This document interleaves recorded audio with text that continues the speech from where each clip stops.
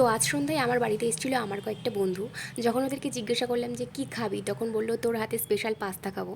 আমি পাস্তাটা একটু অন্যরকমভাবে বানাই, ওরা ভালোভাবেই জানে। এই পাস্তাটা আমি ওদেরকে অনেকবার করে খাইয়েওছি, ওরা ভীষণ ভালোবাসে এই পাস্তাটা খেতে। আমি জানি না যে এইভাবে কেউ কোনোদিন ট্রাই করেছি কিনা, তবে একবার ট্রাই করে দেখতে পারো, আশা করি খুব ভালো লাগবে। তো প্রথমেই আমি কয়েকটা সবজি কেটে নিয়েছি, তার মধ্যে ছিল গাজর, আলু, বিনস, আর আমি একটা টমেটোকে অর্ধেক কেটে নিয়েছি। আমার কাছে ক্যাপসিকাম ছিল না, তার জন্য আমি টমেটোটা কেটে নিয়েছি। তোমরা চাইলে ওটা স্কিপও করতে পারো, আমি জাস্ট ওটা দেখতে ভালো লাগার জন্য ইউজ করেছি। তো প্রথমে আমি পাস্তাগুলোকে সেদ্ধ করতে দিয়েছিলাম জলের মধ্যে একটু নুন আর একটু সাদা তেল দিয়ে। তারপর দুটো ডিমকে একটু নুন দিয়ে ফেটিয়ে ভালোভাবে ভেজে তুলে রেখে ওই তেলের মধ্যে একে একে সমস্ত সবজিগুলো ভেজে নিয়েছি। সবজিগুলো একটু ভেজে নেওয়ার পর ওর মধ্যে দিয়েছিলাম পরিমাণ মতো নুন, একটু সয়া সস, একটু রেড চিলি সস আর একটু ম্যাগি মশলা দিয়ে ভালোভাবে একসাথে সবগুলোকে মিশিয়ে নিয়েছিলাম। এরপর সেদ্ধ করা পাস্তা আর ভেজে রাখা ডিমটা একসাথে ভালোভাবে মিশিয়ে একটু টমেটো কেচাপ দিয়ে ওপর থেকে একটু চিজ গ্রেট করে দিয়েছিলাম।